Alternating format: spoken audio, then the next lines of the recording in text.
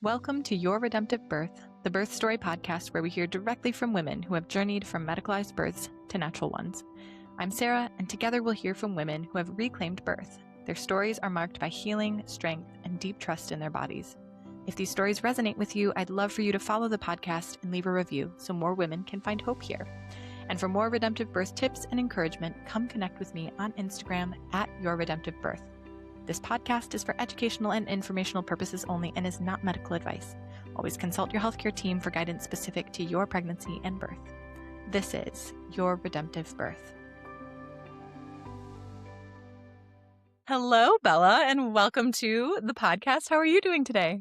Hi, I'm so good. I'm so happy to be here. Thank you for inviting me. Yes, I'm so excited to hear your full story. We've chatted just a smidge on Instagram and just before this, but honestly, I don't love to know all of the details before we start. I'm just going to be In full transported. surprise. Yeah, exactly. All right. Well, awesome. Before we get into your birth stories, mind sharing with us who you are, where you're from, what you do in the world, your family. Yes, so my name is Brielle. I am from Amarillo, Texas, and I am now a birth doula because I had the most wonderful redemptive birth ever, and it made me want to go down this path. I am now so passionate about it and passionate about my two boys and helping mothers, realizing that our bodies were created for so much more. Oh, yes. Amen to that. And I'm so sorry. Your name's Brielle because Yes, on Instagram ma'am. you Yes. have it as No. Bella. So I just Yes, assumed well, Bella. so Bella's my nickname. I go by Bella. Most people know me as Bella. I like to introduce me by my first name too, so that people are like, "Is that the same girl?" It's Yeah. the same thing. Okay. All Same right. person. Wonderful. Got it. Well, awesome. I love that you're a birth doula. You're walking alongside other women who are going down this path too. And can't wait to hear your transformation. All right. Well, take us back to your first birth. What did you know about birth then? What kind of a birth were you planning? Kind of wherever you want to start. Take us back. So I was a very young mom. I got pregnant at 17, and it was very unexpected. I mean, as you do, being a young teenager, you don't really expect it. I had my firstborn at 18, and I always loved the thought of having a natural birth, having I've always been very crunchy even growing up, so it was something that I was leaning towards already. But being, 18, having my first, my parents were like, well, we really would like if you were in the hospital, if anything happened. My parents, being worried about their daughter and their first grandson, really pushed me to do that. So I did it more willingly just to appease them, but it wasn't necessarily what I wanted to begin with. And as I'm sitting there, laboring in the hospital, as you do, I have this feeling of I just felt very unaware. It was very foreign. My contractions stalled for 2 hours, and the nurses kept coming in and were like, "Hey, you're not progressing. Hey, you're not progressing. Are you ready for Pitocin? Are you ready?" And I denied it. Every time I was like, "Don't force me. Don't push me." I labored for 18 hours in total. Wow. And 3 hours before that, they finally pushed me enough to get the epidural. I had waited as long as I could. They were like, "Hey, you're 8 centimeters. We're just gonna go ahead and give this to you." And I was so exhausted from fighting them anyway that I was like, you know what? If it gets you off my back and shuts you up, do whatever. And getting getting the epidural was more painful than my contractions. I didn't know that, but redhead.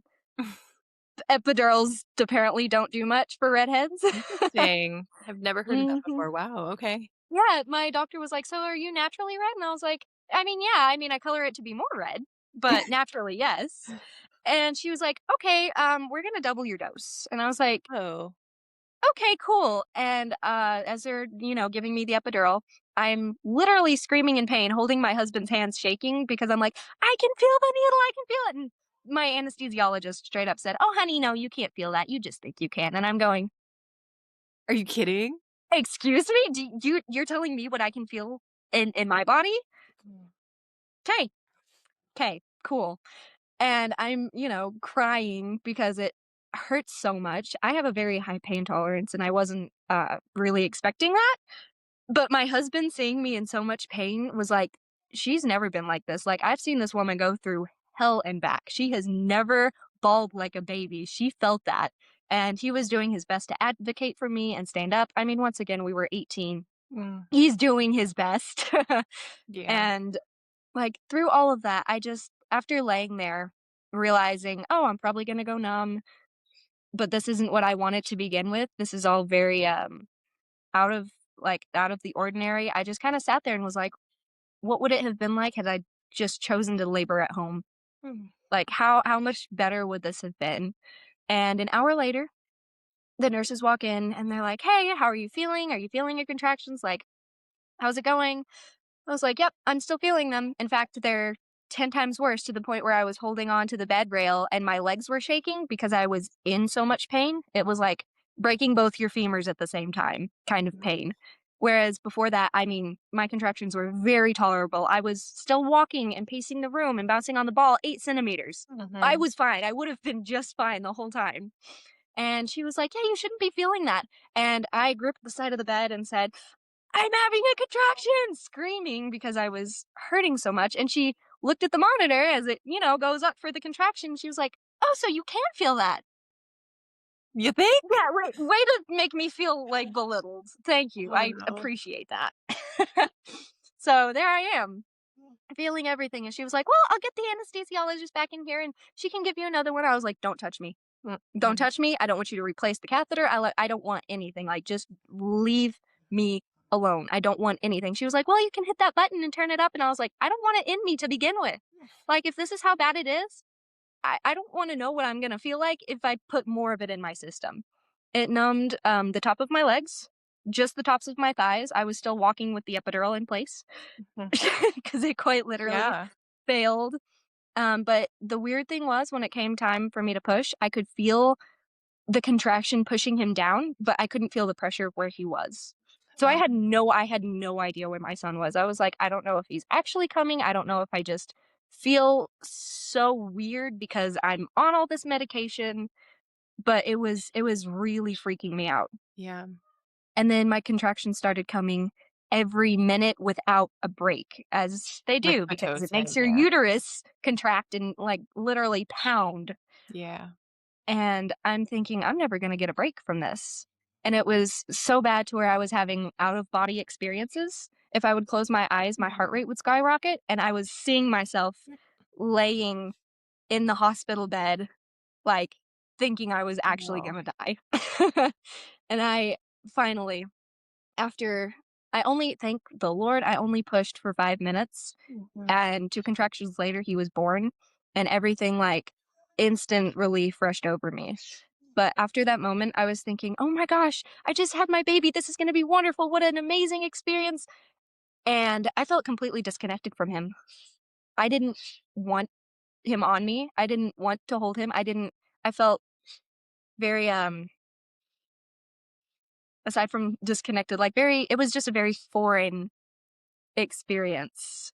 And I was Yeah. like, "What is wrong with me? Like, why don't I want to love this tiny human that I just went through all of this pain for? Why don't I want that?"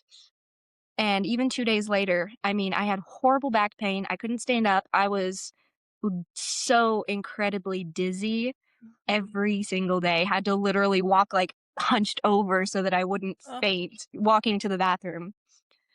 And my husband was like, "Are you okay?" And I was like, "No. Like, I don't feel okay. I don't even," and I was honest with him, like, Mhm. upfront told him, I love our son so, so much, but I don't want to be near him right now. I don't wanna look at him. I don't wanna breastfeed. I don't wanna do skin to skin. I feel so utterly disconnected, like, this is not my child."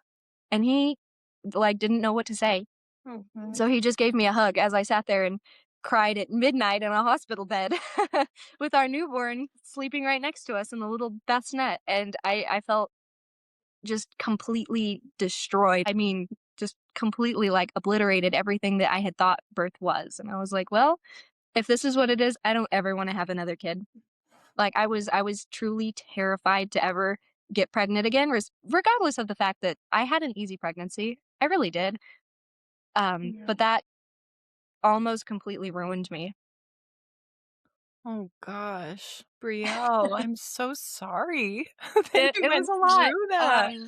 Yeah, on top of, I mean, I pulled through. I was still conscious enough after having him that I was still having conversation with my husband, with my OB, with the nurses in the room. But my doctor did several things that also made me never, ever, ever want to go back to the hospital. Right after he was born, and they put him on my chest, she was like, "Hey, I'm gonna go ahead and stitch you." And I said, "Well, did I tear?" And she said, "No, you only have a very small first-degree tear up to my right labia." And, like, not even down, it was, like, No. Mhm. teeny, teeny tiny. They even classified it as a laceration because it wasn't big enough to be a tear. And I was like, "Hey, cool, so what are you doing?" And she was like, "Oh, you just have a small, cut right here. I'm just gonna go ahead and stitch that up." And I was like, "Well, first off, you don't usually stitch for even first-degree tears. I mean, those usually heal really quickly on their own." Right. What our bodies were made for. She was like, "Yeah, just don't worry about it." And she proceeds to stitch me anyway. I mean, without numbing because she thought that I was numb Oh. from the epidural. I Oh. was not. I felt every single one of them. And when I asked them to not cut the cord until my placenta was born, Mm-mm. and she just kind of looked at me and then was like, "Dad, can you come cut the cord?" And called my husband, and he was like, "No." She said no. And she goes, "Okay, fine," and Mhm. cuts the cord. Proceeded No. then to cut it after he was on my chest for 2 minutes at most. 2 minutes, that's all I got. She was like, "That's enough time. You had enough time." I was like, "It wasn't." I mean, it was still red. It still had blood pulsing through it. My placenta Mhm. was still very much so alive. Mhm. And then, immediately they took him off of me, went and washed him, and after I had specifically asked, I was like, "Hey, I wanna leave the vernix on. Like, Oh, they washed him I need without. that on him," and they washed him. I Thankfully, they didn't put any of the eye ointment on him. I specifically asked for no vaccines. Like, I was very like, "Just leave him alone. He was just born. Like, just leave him alone." Mhm. And but then she proceeded to pull on my cord and yank the placenta out of me, Mm. which resulted in it coming out in chunks. So Ugh. then, me also, once again, I'm not actually numb because the epidural completely failed, sticks her whole hand inside of me up to her elbow and scrapes my placenta out of me, Oh. scraping my uterus with tools, with her hand, with everything. Everybody knows the placenta detaches on its own when it's ready, when Mhm. it is fully ready. It is the organ that is meant to detach from you, Mm. and you will birth it, just like the baby. Right. But, like, she proceeded to pull it out of me. That is insane. Yeah. Like, that's insane. You don't just do that to somebody. Yeah. No. So I mean, it was horrible. And then the next day, like, trying to overcome all of that, being so dizzy and so just horribly out of it, it was terrible. And she was like, "Hey, so because I had to scrape everything, you're probably gonna hemorrhage. We're gonna give you Pitocin." I was like, "Wait until I hemorrhage. Just wait. If I hemorrhage, great. Give me Pitocin. Mhm. Please wait until then before you give me anything." And the nurse was like, "Well, I guess we can do that, but it's not recommended." And I was like, "I Mm. really don't care what's recommended. Like, leave me alone." So they come in every freaking hour, through the whole Mhm. night. I'm not getting Mhm. any sleep. They're doing the whole fundal massage, Yeah. ridiculousness. And I'm like, "Hey, I want to stop with the fundal massage thing. I'm just gonna put on my binder." And they were like, "Oh yeah, you can't do that." I was like, "Yes, I can. If I want to wear my binder, I mean, that's gonna help my uterus contract. I'm also breastfeeding." Mhm. Yeah. And it just like, You're incredibly well informed for an 18-year-old. You're telling them what you're wanting, and it's and being they, yeah, blatantly, told no, as if you're a denying little me at child, every corner. you Yeah, know? brings in. So the second day we're there, I'm starting to feel better, a little bit more like myself, and they were like, "Hey, your baby is not being super like attentive. He's very lethargic." And I was like, "Oh my gosh, what happened? Like, is he okay? I've been nursing him." And they were like, "Yeah, we're just gonna do a little blood check and see where his sugar levels are." And they had dropped dramatically, so he was very sleepy, not wanting to do much. And they were like, "We're gonna go ahead and put him on formula." I was like, "What? Why would you Just want to do announced that? I that. brought you a whole entire case of pumped colostrum, and it's in the mini fridge. Like, just give Mhm. him that." They were like, "Yeah, sorry, you can't use that because it's out of your home." And I was like, what does that even mean? What does that mean? I don't understand." So they proceed to stick him on Enfamil, which is, in my eyes, horrible for babies. There are so many better ones out there that he could have had, like a goat milk supplement or something better. Even if it was donor milk, I would have been better with donor milk than them literally sticking him on Enfamil. I was going to say that it's always an option. You can, I mean, formula can just not be an option. You can just say, no, we won't be doing that, and just make sure that donor milk happens. And that is a thing. But yeah, it sounds like they were completely overriding everything that you were asking for. So yeah. Completely everything. And as I'm asking for that, she proceeds to say, no, we only have donor milk for the NICU babies. And I was like, so then just use the stuff that I brought. Yeah, that's not true. I mean, yeah, you decide, basically. You're the one who gets to decide. A mother gets to decide, and that's terrible. Terrible that happened. It made me so mad. Yeah, I can imagine it would have. I But was I want to so furious. I want to back up just to the actual birth part. It was a thing I wanted to say about epidurals. And it's that no one tells women, like, you aren't told that can happen, that your epidural cannot work. And it's, presented as this like cure-all magic pain reliever, but the reality is that for some women it doesn't work. And so it's not informed consent when that isn't made clear. But yeah, no, an epidural is not supposed to be like that. So I'm sorry that happened to you. Yeah, it was a lot of fun. Wow. Well, sounds like you had quite the experience with your first baby. Oh But yeah, I was terrified. clearly you made a lot of different choices with your next pregnancy. And so I think maybe this would be a good time to steer into that part of your story. Is there anything else you wanted to say about your first birth before we move on? I don't think so. I mean, we made it out of the hospital on day 3. Everything went smoothly from there. I mean, he never had any blood sugar issues after that. He's never been to the doctor ever since. He's never been sick. He's almost 3. Like, thank the Lord, he is a perfectly healthy little boy. And, I mean, living his best little 3-year-old life. Yes. Oh, that's awesome. Okay, Yeah. well, why don't you take us into your second pregnancy then? Getting pregnant for the second time, and you sounds like you were like, I'm never going back to the hospital again. So you were doing a lot of research, making a lot of different decisions. Take us back. Yeah, I did to the point of, right before my first son was born, I started looking for a new doctor and pediatrician for him because I was like, "I'm not taking him here. I already hate this." And my births with him just solidified it all. So, with my second pregnancy, I had gone to a holistic OB, and, I mean, phenomenal, phenomenal woman. I love her to death, still to this day. And I was like, "Well, what are my options here?" And she was like, "Well, I'm also a midwife.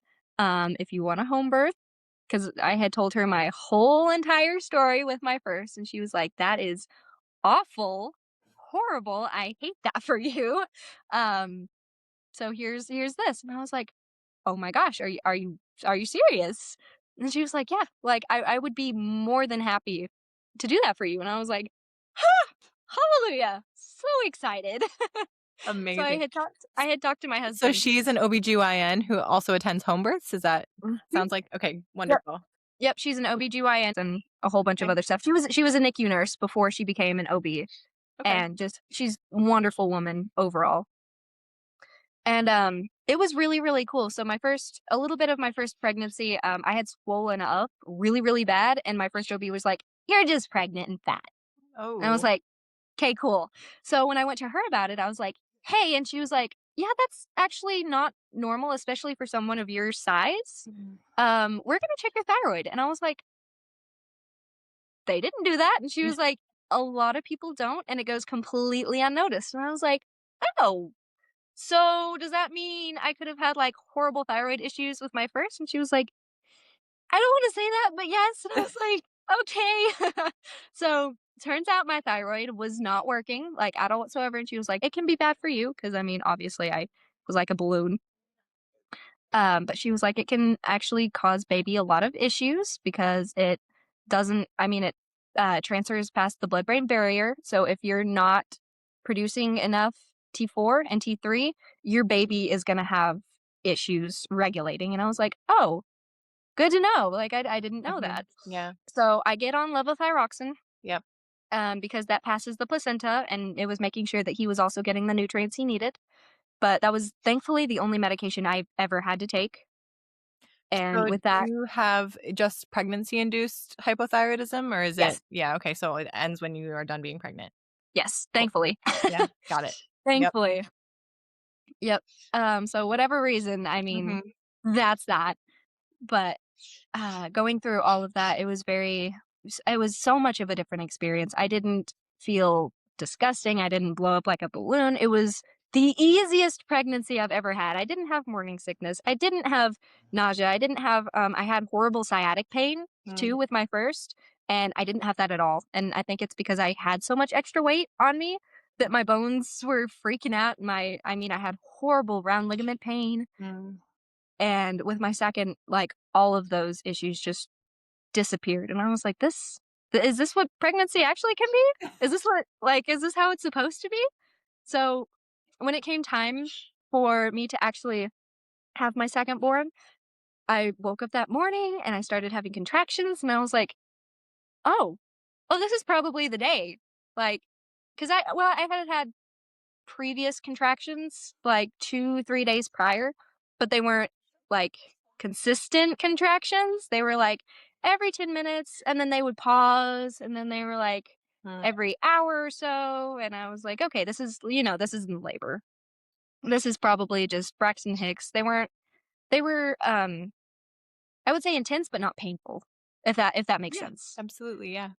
I So they think were that like that. that's how early labor looks, I Yeah. think, for a lot of women, and Mhm. I even hesitate to not call that early labor because I think Yeah. that is the beginning of the labor process, and it can take days, and it can take women can be having those kinds of contractions for a couple weeks until they give birth, and, like, Mhm. it can be really such a mind game because 'cause you're like, "Wait, is this it? Now is Is this this it? it? Is this Wait, is not it? that Is it it?" it? And yeah, I think that's so important for women to hear is like that can be so normal to have those tightenings that make you wonder and make you go, wait, because I think that is early labor. That's the beginning of the process and to call it prodromal labor or Braxton Hicks kind of like discounts the fact that you're at the end of pregnancy, you're heading into labor and yeah, I don't know. Just Yeah, no, so I would musing. totally agree with you on that.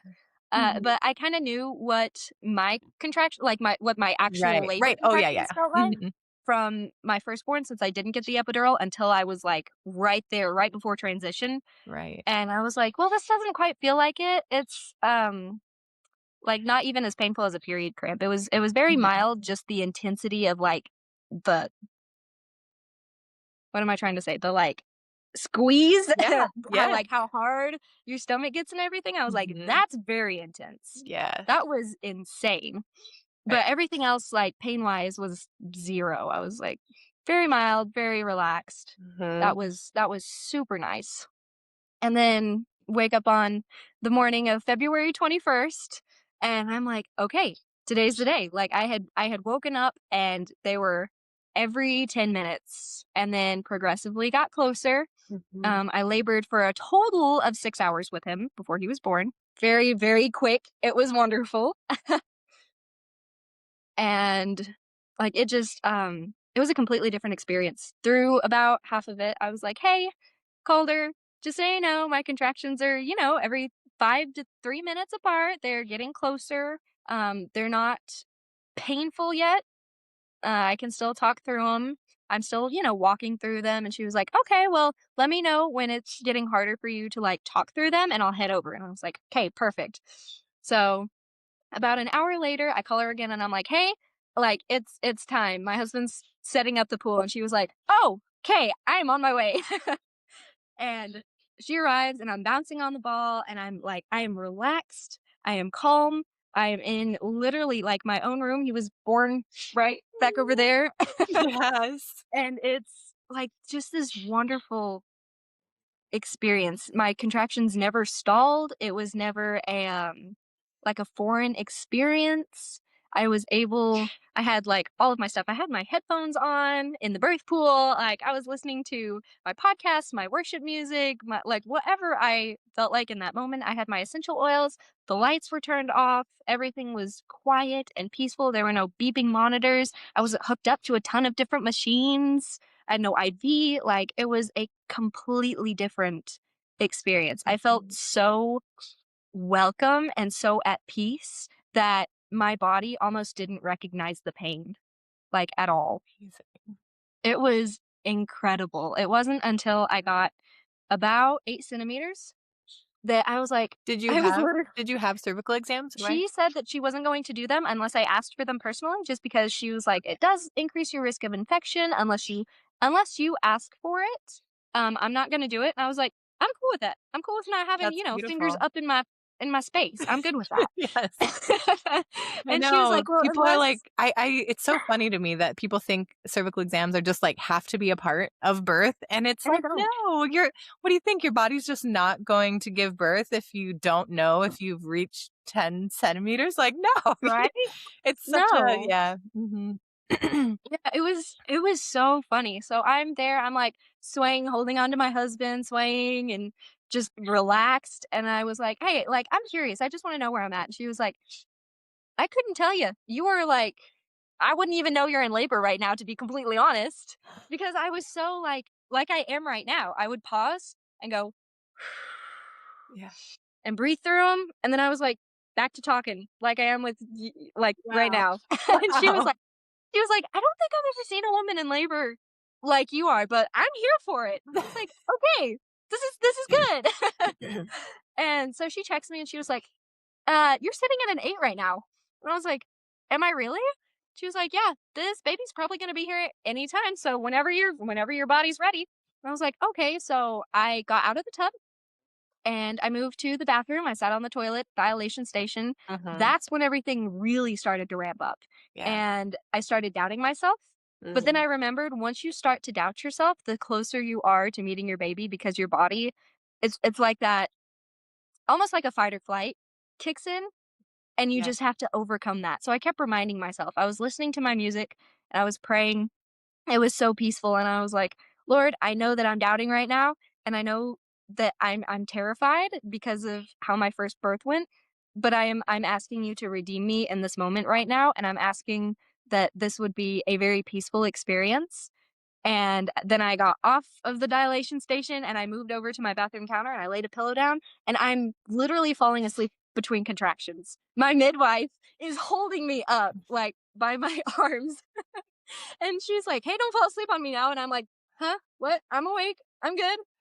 And then, like, immediately after the contraction was over, I would rest. I was swaying. It was, I mean, a very, very intense moment, but pain level wise, I would say it was maybe only a 7 or 8. Wow. Truly, like, I was not in a lot of pain. It was just simply like the intensity of having, you feel like you're having a bowling ball drop into your pelvis. Yeah. Cause I didn't, like I said, with my first son, I couldn't feel where he was at. So then feeling the pressure with Yeah. my second, I was like, this is a totally different experience. Like I didn't know this is what it felt like. And I was like, "Hey, I'm feeling a lot of pressure like in my butt." And she was like, "Okay, you're getting close. Let's get back in the pool." And I get back in the pool and I'm like, "I have to sneeze." And I sneeze and she goes, "His head's out." You're kidding me. I had no idea. I had no idea. My husband had freaked himself out because, I mean, he had freaked himself out in the hospital too. He wouldn't eat, but he had freaked himself out so much that he was in our bedroom with a headache. And she yells at him. She goes, "Get in here. You're going to miss his birth." And he was like, "What?" And runs in to our living room right here. And it's like, "What do you mean I'm going to, oh my gosh, is that him?" And she was like, "Yeah, do you want to catch your baby?" And I'm like, "Catch him," like holding on to, because I also had a doula there. And I'm holding on to her hand and I'm shaking, but not necessarily in pain, but it was almost like a lack of a better word, orgasmic Mhm. shake. Like it felt so natural, and my body, like, I did not push with him at all. Like I said, I sneezed and his head came out. She was like, "Yeah, there's his head." And then she was like, if you want to push with this next contraction. And I was like, I don't have to. And he slid right out. My husband stuck him under and I pulled him out of the water and stuck him on my chest. And I was like, oh my gosh, he's here. It was amazing. It was so incredible. And she looked at me after that with a huge smile on her face and she goes, are you gonna do this again? And I said, I would do it again right now. I would have another baby right now. Like, it was phenomenal. And I didn't, after having him, I wasn't like in that weird mind state where I felt so just detached from my firstborn. I was like, this is my baby. Like, I want him on me. I can't wait to nurse him. I can't wait for like all of these things. It felt so incredible and natural. And there was no washing him. There was no eye cream. There was no vaccines. There was no beeping monitors. There was no, oh, we have to take your baby away. We have to do this to him. We have to, like, for whatever reason they take them. There was none of that. It was just a calm, quiet moment between me, my husband, and my second born. My firstborn had stayed with my in-laws. So, I mean, I didn't have a 2-year-old, Yeah. well, 1-year-old at that point in time running around. And it was so redemptive in that moment. And their recovery was 10 times better than I ever could have imagined it. After that, I'm holding my son and she's like, hey, let's go ahead and let's move you to the bedroom. That way you can lay down, you can start to nurse him, and just have this quiet, peaceful moment. And I was like, yes, let's do that. So I get out of the tub and I move to the bedroom. And I didn't get this with my first son, but I had the postpartum shakes with him just because my body was so like in shock from everything. And I got under my heated blanket, and within a couple of minutes, I was just fine. My body was fine. Yeah. And she was like, okay, your cord's completely white now. If you want to go ahead and see if your placenta's ready. And I was like, actually, I think I can feel it. And I birthed the placenta. We put it in a little tub right next to him until it was completely clear. It was no longer pulsing. And then she did cut you the cord to me. birth your placenta laying down, or did you stand back up, or how did you do that? I was laying down in my bed Yeah. and I could feel it right there. So I kind of just used my fingers and Just pulled guided it out out. because it was already right there. She was like, Yeah. yeah, if you want to, at this point, you can pull it. I mean, it's not going to be a big deal. And it was beautiful, like this beautiful tree of life right there. And I was like, this is what it's supposed to look like. My other one was annihilated. I was like, I didn't even get to see how amazing that was. The organ that just grew my baby for 9 months was demolished. And this one was so red and vibrant and thick. She was like, that's the prettiest placenta I've ever seen. Wow. And I was like, this is amazing. Is this what it's supposed to be? And she was like, yes, this is what it's supposed to be. And I started breastfeeding him immediately. And with that, I mean, my uterus started contracting and my postpartum contractions were a lot heavier than they were with my firstborn. But I mean, as you have more, it tends to be that way just so your uterus can, get back down to size. Yeah. But I asked her, I was like, do I have to do the fundal massage? Because that really was horrible. Well, And she I said, hate no, that they even call it fundal massage. I That know, is right? such a It's not real. lie. It's not a massage. They are They're not. squeezing your stomach. Yeah. She was like, no, do you have a binder? And I was like, yes. And the hospital wouldn't let me wear it with my firstborn. And she was like, girl, put that thing on if you want to right now. Go ahead and do it. And I was like, hallelujah.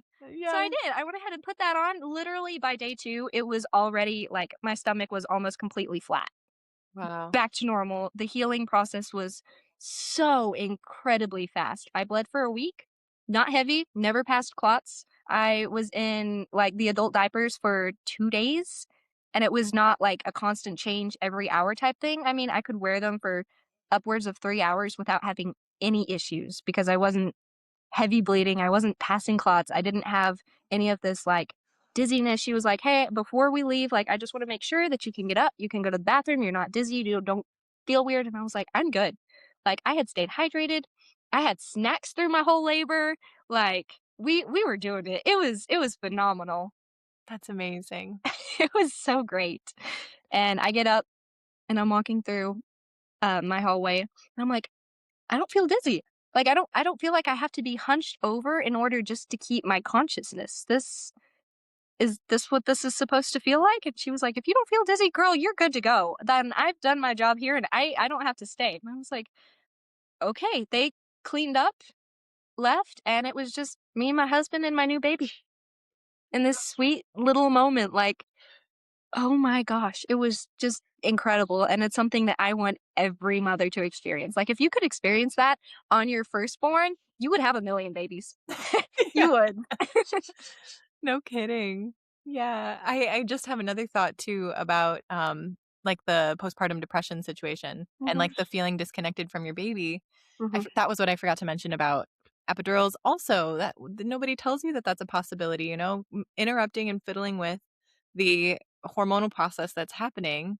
It's going to have, or it likely can have consequences, and that can mean postpartum depression and feeling really Yeah, like a strong disconnect, a strong lack of bonding with your baby. And yeah, we don't tell moms that before an no, and I epidural. mean And yeah, then and and then another this is what it can look like, right? Where there's no yes! interrupt in the hormonal process, Mhm.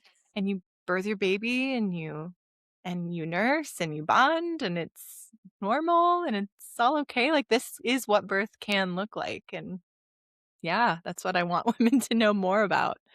Yes, and not every woman's home birth is gonna be the same. Not every woman's home Oh, of birth is course. gonna be, as easy or as quick as mine. 6 hours is I mean, it's pretty quick, and I didn't push with him at all. It was fetal ejection, like, boom. And Mhm. I don't want other moms to be like, "Oh, well, my birth has to be like hers. Like, it has to look like hers," because it's not. You're a completely different person. I also, my entire pregnancy, prepared for it. I was doing pelvic workouts. I made sure that my core was strong. I worked out through trimester 1 to trimester 3, the whole Mhm. way through. And with my second, I made sure I changed my prenatal, and I also started taking beef organs. Yes, Because with my yes. first, I made the mistake of not doing that, and I have the, MTHFR gene where I Mhm. cannot digest folic acid, and Right. it horribly messed me up after my first son, and she was like, "Yeah, don't do that." My OB was, oh my gosh, literally my lifesaver. She was like, "Please, please don't do that. Let's get you on methylfolate." And I was like, "Good. Where can I find a good prenatal?" And, from then on, I mean, even now, I'll take her postnatals, but I get all of mine from Pink Stork. Pink stork. I was gonna say people are He's probably phenomenal. gonna wonder. Yep, Yeah, yep, I get all of mine from Pink Stork. methylated folate is so important because, Mhm. like, I think it's something like 1 in 2, there's like a 50% chance that you will have the MTHFR gene where you Yep. can't digest folic acid, you won't absorb it, and so it just err on the side of caution. Everybody should take methylfolate. I mean, it's the God-given version anyway. Why take something synthetic if you can just take Right. the normal version? Right. For I sure. mean, Mhm. Yeah, yep, what brand of, beef organs do you do? also from Pink Stork. Pink stork? Okay. Mhm. Well, Yep. I do actually wanna know more about how Backtrack. you prepared for your what's that?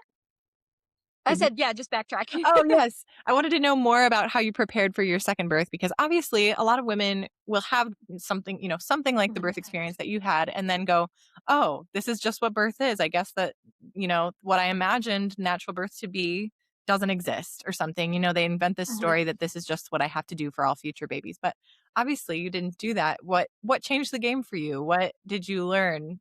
What resources did you find where you were like, "No, I still believe in my body. I still am going to choose to trust this process." Yeah, tell us more about that.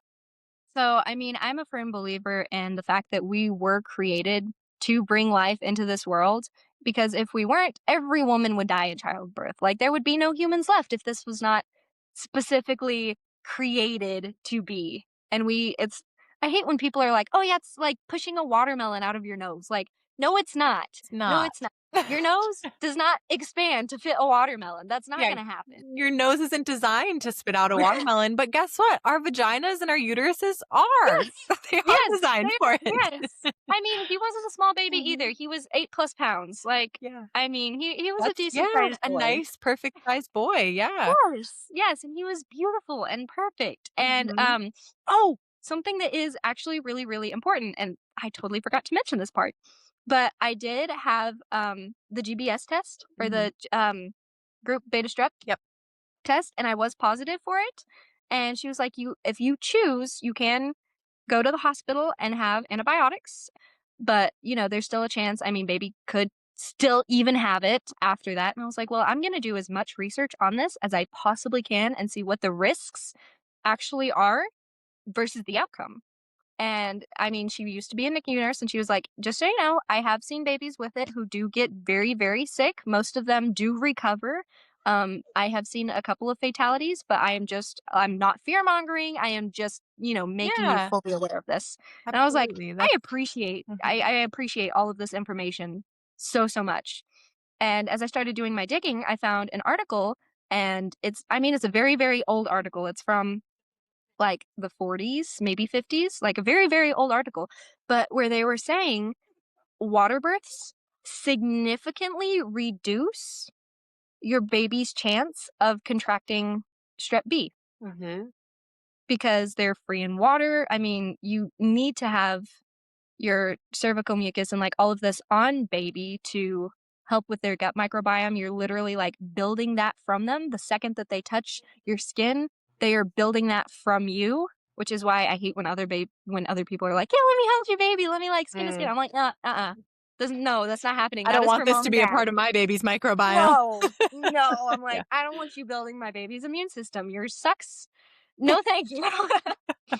That is between me and my husband. We made the baby. That's where it's supposed to be. We are going to build that baby's immune system. That's Exactly. so funny. And Yeah. it was so funny, but she was like, I will 100% still like be at your birth. I will still allow you to do that. But I'll let you make the decision for yourself. And obviously, I mean, I still chose to go through with it. And after the fact, we just monitored him closely. And she gave us a couple of signs. She was like, if he seems to be like really struggling to breathe, if he's lethargic, just take him in. They're gonna, go ahead and get him hooked up to monitors and just make sure that he's okay. And I was like, okay, we'll just monitor him really, really close. But he was never on formula. He was always on colostrum. And with that, she was like, your chances also decrease because the colostrum is so high in immunity and so much of this good stuff for baby. You should be just fine. And he was, in fact, just fine. But for Mhm. any moms out there, I just want to say that if your OB is trying to fear monger you into getting specific antibiotics, I mean, that is 100% up to you, but it is not you have to do this choice. Absolutely. Yes. And I think what a good OB that told She's you that, phenomenal. Yes. and that's all we're asking for from doctors and midwives is to say, okay, well, here's the risk. Here's what the research says. You make your Mhm. own choice, basically. I know. I'll fact check my numbers, but so a woman who's GBS positive, Mhm. 1 in 200 babies born to GBS positive women will contract like a GBS infection. Uh, And then, but then with okay. with antibiotics administered during labor to the mother, Mhm. that risk 1 in 200 goes from 1 in 200 to 1 in 4,000. So it significantly reduces the risk, but 1 in 200 is still a very low risk. It's still What's 1 in pretty. 200?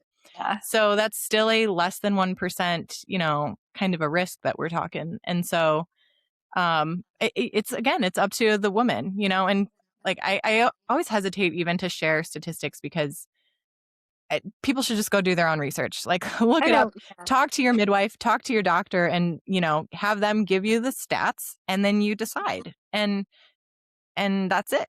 you know Yeah, exactly. and it doesn't have to be fear mongered. It doesn't have to be, oh well, I've seen lots of babies die from this. Like, no, they don't have to say that. They can give you the research, give you the numbers, and then a woman makes her And decision, let you make your own decision. Right. Make a good, informed Good consent informed decision. decision.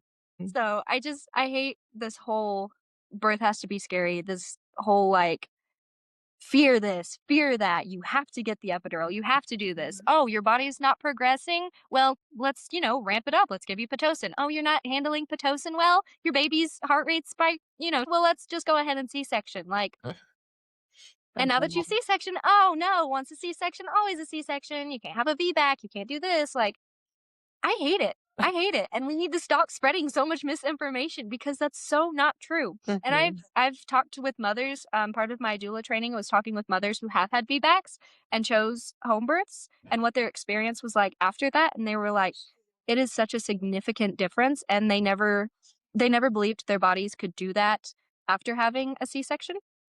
And it was so redemptive for them. And hearing their stories made me so happy. I was like, this is what birth is. This is what bringing new life into the world actually is. It is not this Hollywood scene, you're being strapped down to a bed, screaming in pain type of thing. It can be euphoric, it can be hypnotic, it can be like so redemptive and beautiful. It's not something that we as women need to fear at all. Is it going to be hard? Absolutely. Is it going to be terrifying in the moment? 100%, yes. But is it something you can't do? No, not at all. You can absolutely do this and push through it. It is the way that I was explaining it to one of my friends was it is 20% physical, 80% mental. Your body already knows what to do. Your brain just has to overcome it and allow it. Yes. Yeah. It absolutely is. It's so true. A lot of that work is mental. It's all of that prep work. And that prep doesn't even have to be like, practicing labor positions and like learning about breathing techniques. Like, no, it's transforming your mind, like listening to podcasts like this, where you're just feeding your subconscious brain, this is what birth can be. And watching birth on Instagram, like you're already scrolling anyway. You might as well like Yeah. spend a little time Right? You might as well. watching physiological birth. Like, yeah, I so agree. Okay, awesome. Well, if you had a pregnant woman sitting in front of you right now who really wants to have a birth like this, and previously she's had a birth that left her just wishing it were different, whether that was some medical trauma or just ending up having some interventions she didn't really want. But she's kind of doubting herself. She wants this experience, but she's doubting herself. What would you tell her? I would tell her 100% trust your body, that you were created beautifully and wonderfully, specifically for this moment, that you know already what to do. Your body will take over, and all you have to do is put the trust in yourself, knowing that no medical anything will ever save you from the God-given knowledge that we already have built into us. We have this instinct. That's what motherhood is. That is what bringing a child into the world is. It is this beautiful experience, and it's not something that you need to fear. It's not something that you need to sit there and be like, "Oh, but what if this? What if that?" It is 100% just allowing your body to overcome any fears that you would ever have. Beautiful. Well, thank you so much for sharing your stories today. I have been thrilled to chat with you, and Thank you for having me. thank you I so really much. appreciate this, and I love getting my story out to other people and moms who really want to have that redemptive birth. Yes. Oh, that reminds me. Tell us where we can find you on Instagram for moms who might want to work with you in Texas region. Yes, so my Instagram right now is at BellaBianco04, but I've got another one coming that is Bianco Doula Services. It will be up soon. Excellent. Well, I will put all of that in the show notes so that women can find you. Yes, thank Awesome. you so much. Thank you for listening to Your Redemptive Birth. If you enjoyed today's show, please leave a review on your listening platform to help this podcast reach the women it needs to reach. If you have a redemptive birth story you would like to share, please email me at sarah@yourredemptivebirth.com. I would love to hear from you. Let's spread the redemptive birth word together.